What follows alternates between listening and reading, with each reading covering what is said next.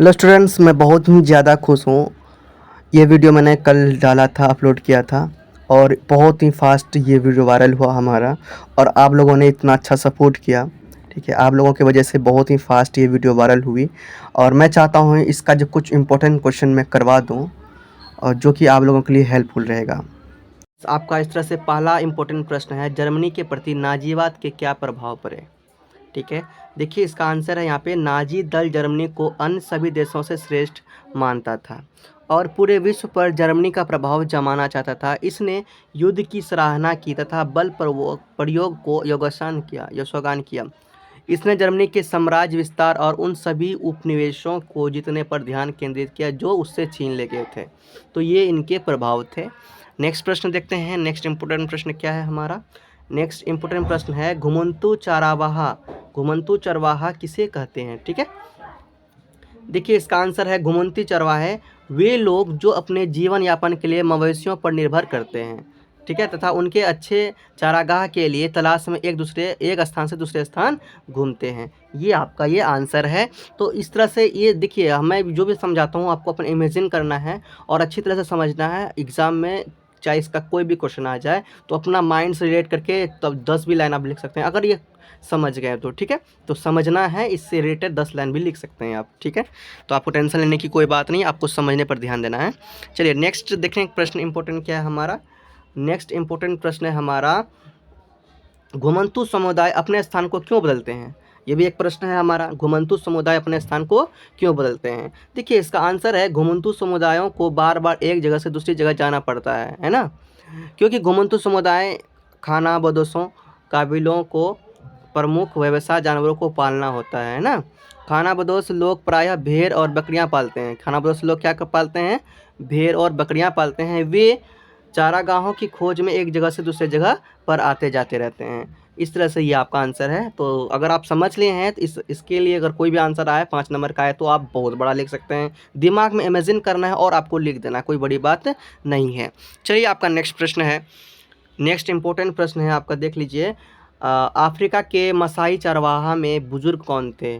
ठीक है, ठीक है, आप इसका आंसर क्या है, बुजुर्गों ने मसाई के शासक समूह का गठन किया जो समय समय पर परिषदों से मिले समुदाय के मामलों का निर्णय लेते हैं और विवाद सुलझाते हैं। ठीक है, ये बी नहीं लिखना, कोई दिक्कत नहीं, विवाद सुलझाते हैं। ठीक है, परिषदों में मिले समुदाय के। देखिए यहाँ पे ए को छोड़ देना है और यहाँ बी को छोड़ देना है, बाकी लिख देना है। सही है। नेक्स्ट देखते हैं क्या है। नेक्स्ट आपका क्वेश्चन है, अफ्रीका के किस देश में मसाई मारा राष्ट्रीय उद्यान स्थित है। ये आपका सपोर्ट मटेरियल से लिया गया इंपॉर्टेंट क्वेश्चन है और मैं सॉल्यूशन करवा रहा हूँ, जो क्वेश्चन पहले करवा दिया था इंपॉर्टेंट। चलिए इसका आंसर क्या है, क्वेश्चन क्या था, अफ्रीका के किस देश में मसाई मारा राष्ट्रीय उद्यान स्थित है। तो आंसर है वन अधिनियम या आपराधिक जनजाति। ठीक है, ये आपका राइट आंसर है। ठीक है, आपका नेक्स्ट प्रश्न है, रायका पशुपालक खानाबदोश हैं जो राज्य में पाए जाते हैं। तो ये रायका पशुपालक खानाबदोश किस राज्य में पाए जाते हैं, तो वो आपका केन्या है। ठीक है, ये आपका राइट आंसर है। नेक्स्ट प्रश्न क्या है, देख लीजिए आप। नेक्स्ट प्रश्न है आपका, वन कानूनों का चरवाहों के जीवन पर क्या प्रभाव पड़ा। चलिए इसको हम लोग देख लेते हैं। घुमंतु और चरवाहा समुदायों को उनके दैनिक जीवन पर नए वन कानूनों का बहुत बुरा प्रभाव पड़ा। वन प्रबंधन द्वारा लगाए गए बदलाव के कारण नोमड एवं चरवाहा समुदाय के लोग वनों में पशु नहीं चरा सकते थे, कंदमूल व फूल एकत्र नहीं कर सकते थे और शिकार तथा मछली नहीं पकड़ सकते थे, है ना।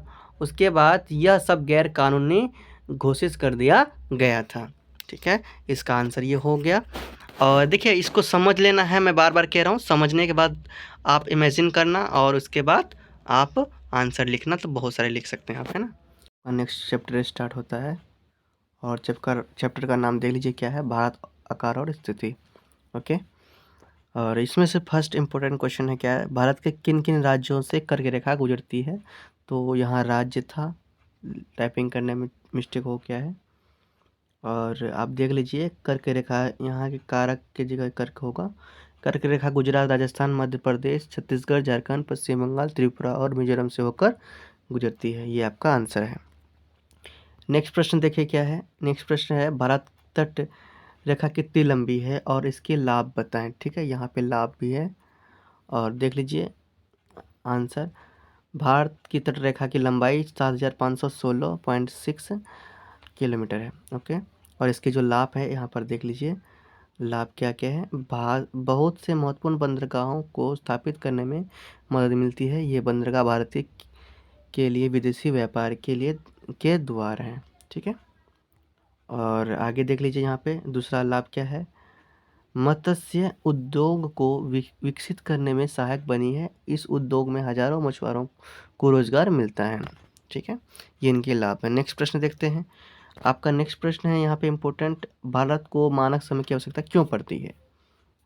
तो इसका आंसर देख लेते हैं। फर्स्ट में क्या बताया है कि भारत के पूर्वी तथा पश्चिमी छोर के मध्य 30 डिग्री देशांतरों का अंतर है। ठीक है, और सेकंड में है कि देशांतरों के इस अंतर के कारण है क्या है, समूचे देश के समय को व्यवस्थित रखने के लिए एक समय की आवश्यकता पड़ती है।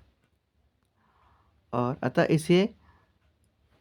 इसीलिए 80 यानी कि 82 डिग्री 30 मिनट 82 डिग्री 30 मिनट पूर्वी देशांतर को भारत का मानक समय मान लिया गया है।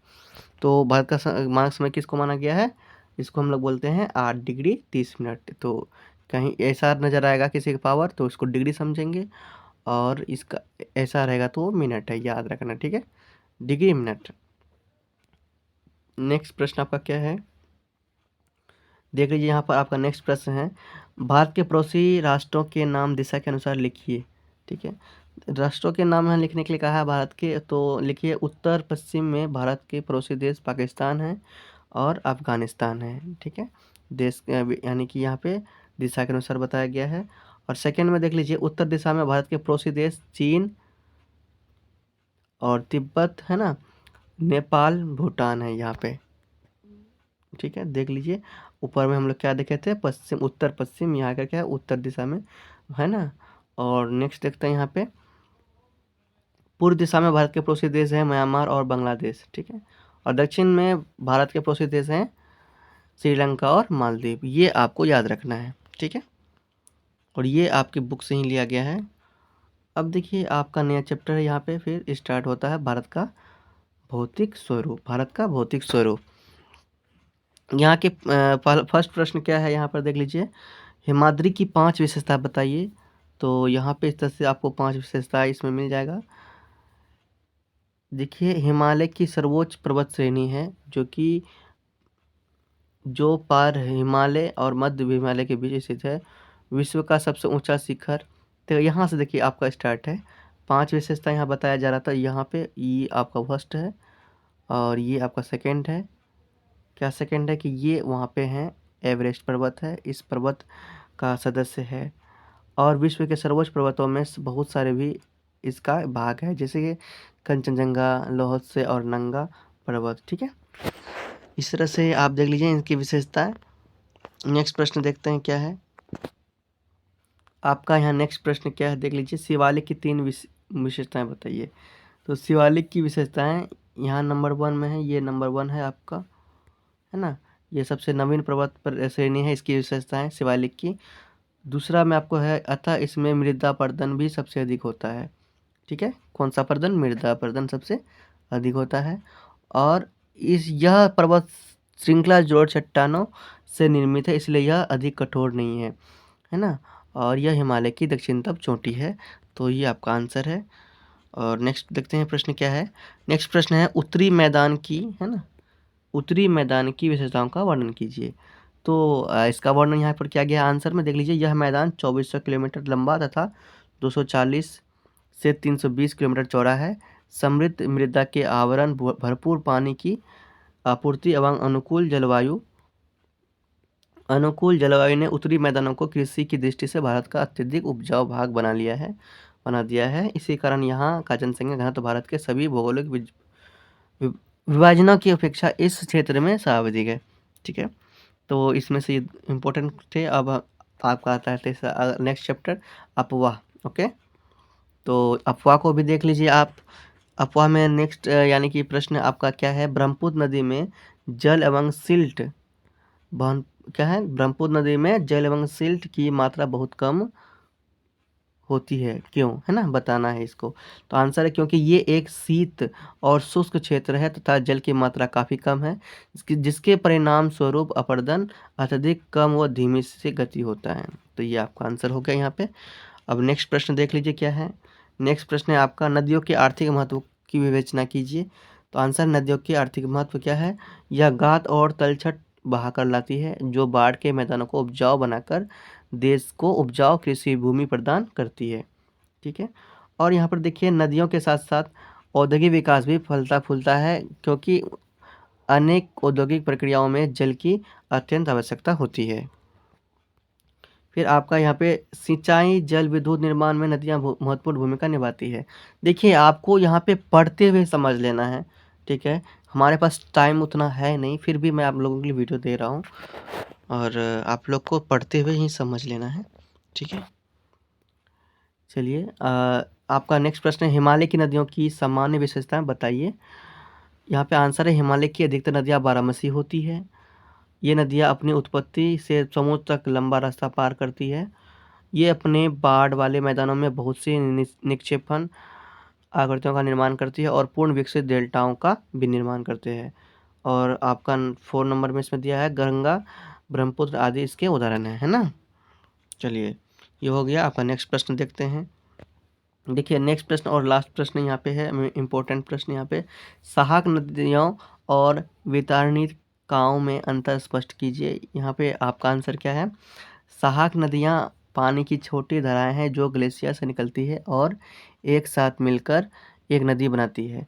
वितरिका, जब मुख्य नदी छोटी धाराओं में टूट जाती है तो वितरिका, है ना, वितरिकाएं मिलती है। यह मुख्य नदी के पानी, है ना, इस मुद्दे के पानी की मात्रा को कम करती है। जब कोई छोटी नदियाँ मुख्य नदी में मिल जाती है तो हम उन्हें सहायक नदियाँ कहते हैं। देखिए, यहाँ पे मैंने इतना ही क्वेश्चन करवाया, फिर भी आप लोग करना चाहते हैं तो देखिए, आपके पास सपोर्ट मटेरियल अगर है तो वहाँ से इम्पोर्टेंट क्वेश्चन को देखिए और उनको याद कर लीजिए और आप एग्ज़ाम दीजिए। आपका एग्ज़ाम बहुत अच्छा जाएगा। हम यही कामना करते हैं भगवान से, गॉड से, कि आपका एग्ज़ाम अच्छा जाए, अच्छा रिजल्ट मिले और आप लोग हमको कमेंट करें, ठीक है। कमेंट में ज़रूर बताएंगे कि आपका रिजल्ट क्या आएगा क्या नहीं। जो भी रिजल्ट आपका मिलेगा हमको बताएंगे ज़रूर आके, ठीक है। और एग्ज़ाम कैसा जाएगा, कैसा गया है, ये आप पर डिपेंड करता है। अगर आप मेहनत करे हैं तो आपका रिजल्ट अच्छा होगा और आप अच्छा कर पाएंगे। ज़रूर हमको बताना कमेंट में, ओके। तो आज यहीं तक रखते हैं। देखिए, ये मैंने अपनी खास बहुत ही, ये भी यूट्यूब की स्टूडेंट है, देख लीजिए। यहाँ पे मैं इनका सपोर्ट करता हूँ बहुत ही ज़्यादा, क्योंकि ये अधिकतर वीडियो देखती है और अक्सर पूछती रहती है, सर इसका मतलब बताइए, ये वो जो भी जितना भी हेल्प हो सकता है ये मांगती है। इसका नाम ललिता कुमारी है, ओके। तो ये भी यूट्यूब की ही छात्र है। सोचिए मैं इनके लिए इतना क्यों कर रहा हूँ, क्योंकि ये भी बहुत मेहनत करती है, जो सीखने वाले हैं मैं भी उसको सिखाना चाहता हूँ, ठीक है। तो आज यहीं तक रखते हैं, नेक्स्ट वीडियो में आगे बढ़ेंगे। और आप लोगों के लिए बेस्ट ऑफ लक। जाने से पहले प्रेम से रहो, प्रेम से पढ़ो, प्रेम से बोलो।